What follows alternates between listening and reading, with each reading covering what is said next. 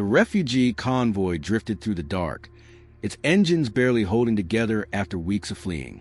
Hulls were scorched, compartments sealed with crude patches, and food rations had run out 2 days ago. In the lead ship's command room, Captain Rollins stared at the dim console, mandibles tight with dread. "No one answered?" he asked. The comm officer's antennae drooped. "Every world has refused us. They all say we'll bring the war to them." Rollins' claws tapped against the console. The enemy fleet was out there somewhere, hunting them. They were exhausted, broken, and alone. Someone in the room finally said what they were all thinking. There's only one place left to go. The air grew heavy. Rollins glanced at the officer who'd spoken. "You mean them?" The officer nodded. A murmur spread through the room. Even saying the word humans made half the crew stiffen. Humanity's reputation had traveled further than any fleet.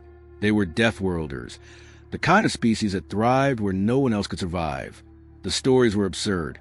Humans who laughed in the face of poison. Humans who lived on worlds with predators that could eat them whole. Humans who made war into an art. The stories always ended the same way. If you fight them, you lose. Rollins stared at the star map. "If we go to them, they might kill us outright." "They might," the officer agreed. "But they're the only ones who won't turn us away." Someone whispered, "What if the stories are true? What if their fleet really is built for annihilation?" Rollins' voice was low, final. "Then, at least we die asking for mercy, not running like cowards." He gave the order. The convoy adjusted course. Engines roared weakly to life as they turned toward the coordinates every captain swore they'd never approach. The sector where the human fleet roamed. Hours later, the first sensor pinged. The ships that appeared on the display were massive, unlike anything they had ever seen. Towering vessels with armored hulls, weapons arrays larger than cities, and scars from battles that would have shattered any other navy. The comm crackled to life. An unfamiliar voice came through, steady and cold. "Unknown convoy. This is Admiral Pierce of the United Terran Fleet. You've entered restricted space. State your intent." Rollins' mandibles clicked nervously. He forced the words out. "We request asylum." Silence followed. The crew held their breath. Finally, the human voice replied, "Transmit your status. You will follow our escort exactly as instructed. Any deviation will be met with immediate force." The channel closed. Rollins sank into his chair, staring at the display of the approaching ships. They weren't elegant like other fleets. They weren't beautiful. They looked like weapons designed by a species that never forgot what it meant to fight for survival. And for the first time, Rollins wasn't sure if they had just saved themselves or doomed themselves completely. The human warships closed in with terrifying precision, their formation perfect, every engine flare synchronized like clockwork. They dwarfed the refugee convoy, armor hulls covered in deep scars and patchwork, plating that told a history of endless battles survived. Rollins' comm officer whispered, "Those aren't ships. They're fortresses." A squadron of smaller human craft broke formation and approached. Each one bristled with weapons far larger than anything the convoy carried. "Convoy!" A voice crackled to the comm, firm and cold. "You'll power down all weapons and prepare for boarding inspection. Non-compliance will be met with lethal force." Rollins hesitated for a moment, then replied, "Acknowledge." He turned to his crew. "Do exactly as they say." The refugee ships powered down what little defenses they had left. One by one, human boarding craft latched onto their airlocks with mechanical precision. When the humans entered, they weren't what the aliens expected. They weren't shouting or posturing. They moved with quiet confidence, armor black and unmarked by any unnecessary decoration. Weapons held ready but not aimed. The lead officer's helmet retracted, revealing a pale, scarred face with steady eyes. His voice was calm, efficient. "You will follow medical and security screening. Anyone with weapons will surrender them now. You will receive water, food, and medical treatment after clearance." No one argued. As the refugees were escorted out one group at a time, they caught glimpses of the human fleet through the docking bay windows. Gigantic weapon batteries lined the hulls. Massive hangars teemed with fighters, dropships, and towering mechs being serviced by teams of engineers. One refugee whispered, "They look like they fought every war in the galaxy at once." Another replied, and one, when Rollin stepped onto the docking platform of the flagship, the sheer scale of the ship overwhelmed him. The ceiling stretched hundreds of meters high. Walkways carried armed soldiers and drones. Every system was efficient, purposeful, nothing wasted. Admiral Pierce stood waiting. He was tall for a human, broad-shouldered, his uniform plain but carrying an unspoken authority. He studied Rollin for a long moment before speaking. "You'll be granted asylum," Pierce said flatly. "But understand this. On a human ship, survival is earned. You follow orders, you live. You don't, you won't." Rollin bowed his head. "We'll follow."